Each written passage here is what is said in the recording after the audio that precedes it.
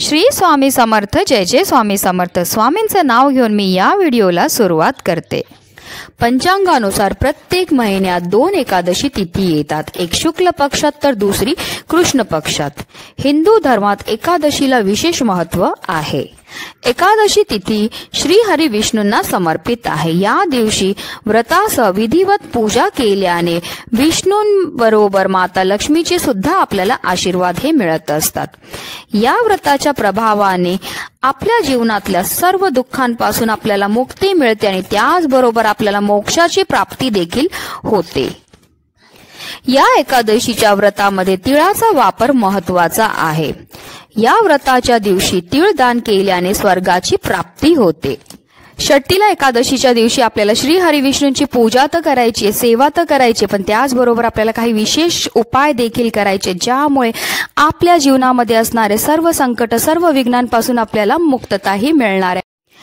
आणि म्हणूनच आपल्याला षष्टीला एकादशीच्या दिवशी संध्याकाळी कापूर सोबत ही एक वस्तू जाळायची आहे, ज्यामुळे आपल्या जीवनामध्ये असणारे सर्व अडचणी, सर्व दुःख, सर्व विघ्न, सर्व दोष तर नष्ट होणारच आहेत, पण त्याचबरोबर 7 पिढ्यांचं दारिद्र्य 1 दिवसात नष्ट होईल। अतिशय प्रभावी असा हा उपाय आहे, जो प्रत्येकाने षष्टीला एकादशीच्या दिवशी करायचा। त्याबद्दल सविस्तर माहिती मी तुम्हाला या व्हिडिओमध्ये देणार आहे, तर व्हिडिओ पूर्ण पहा। आणि जर तुम्ही माझ्या चॅनलवर नवीन असतील तर चॅनलला सबस्क्राइब करा आणि शेजारी बेल आयकॉन सुद्धा प्रेस करा, जेणेकरून तुम्हाला माझ्या नवनवीन व्हिडिओचं नोटिफिकेशन हे मिळत राहील।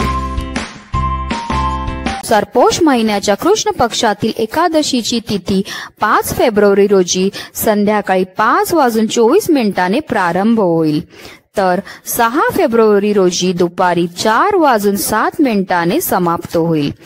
उदय तिथीनुसार मंगळवारी म्हणजे 6 फेब्रुवारी रोजी षष्टीला एकादशी साजरी केली जाईल। तिळांच्या 6 प्रकारामुळे ही एकादशी षटतिळा एकादशी म्हणून ओळखली जाते। पहिलं तीळ स्नान, दुसरं तीळ उठणे, तिसरं तीळ हवन, चौथे तीळ तर्पण, 5वे तीळ भोजन आणि 6वे तीळदान हे तिळाचे 6 प्रकार आहेत। हे व्रत केल्यामुळे आपल्याकडनं कळत नकळत झालेल्या पापांपासून मुक्तता तर मिळतेच मिळते, पण त्याचबरोबर आपल्याला मोक्षाची प्राप्ती देखील होते।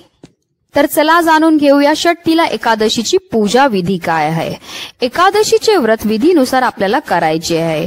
जर आपण षष्टीला एकादशीचा उपवास करणार असतील तर एकादशीच्या ब्रह्ममुहूर्तावर आपल्याला उठून आपलं घर स्वच्छ करायचं आहे आणि त्यानंतर आपल्याला स्नान करून देवी देवतांचे ध्यान करायचे आहे। यानंतर उपवासाचा आपल्याला संकल्प करायचा आहे। त्यानंतर आपली जी देवपूजा आहे ती केल्यानंतर आपल्याला श्री हरी विष्णूंची विधिविधानपूर्वक पूजा करायची आहे। षष्टीला एकादशीच्या दिवशी गरजूंना अन्नदान करण्याला सुद्धा खूपच महत्त्व आहे। पद्मपुराणानुसार जो भक्त खऱ्या मनाने षष्टीला एकादशीचे व्रत करतो त्याला मोक्ष मिळते, सर्व समस्यापासून त्याची मुक्तता होते। त्याच वेळी जे पुण्य कन्यादान, हजारो वर्षाची तपस्या, सुवर्णदान यांनी मिळते, तेच पुण्य षष्टीला एकादशीच्या व्रताने मिळते। या दिवशी पूजा केल्यानंतर षष्टीला एकादशीच्या व्रताची कथा अवश्य ऐकावी, तरच व्रताचे पूर्ण फळ मिळेल।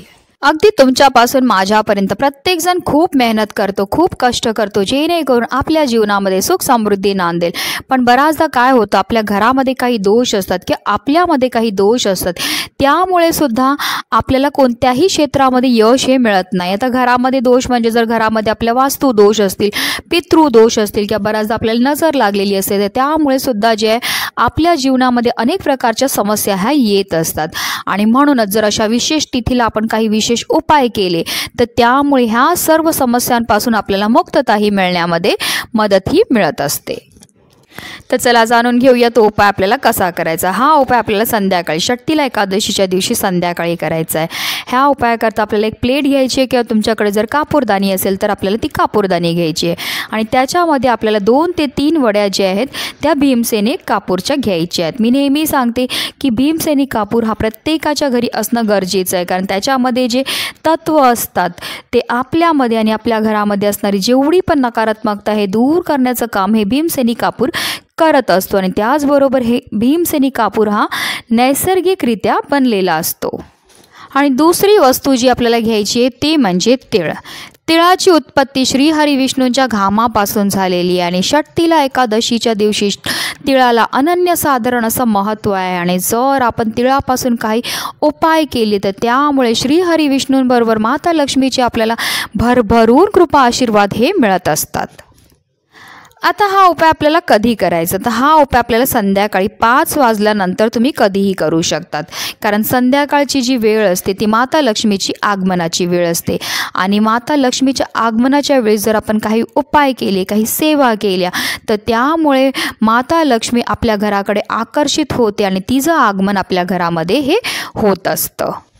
हा उपाय आपल्याला आपल्या उंबरठ्याच्या मधोमध करायचा. तर आपल्याला काय करायचं, जी आपण कापूरदानी घेतलेली आहे ती आपल्या उंबरठ्याच्या मधोमध बरोबर ठेवायची आणि त्याच्यामध्ये आपल्याला जे आहे थोडेसे तीळ आणि कापूर टाकायचं आणि कापूर जो आहे तो आपल्याला दिव्याच्या मदतीने प्रज्वलित करायचा आहे. आणि हा जिथपर्यंत कापूर प्रज्वलित आहे तिथपर्यंत आपल्याला तिथेच आसन घ्यायचं आहे आणि आसनावर बसायचं आहे आणि जिथपर्यंत हा कापूर प्रज्वलित आहे तिथपर्यंत आपल्याला मंत्रोच्चार करायचे आहेत.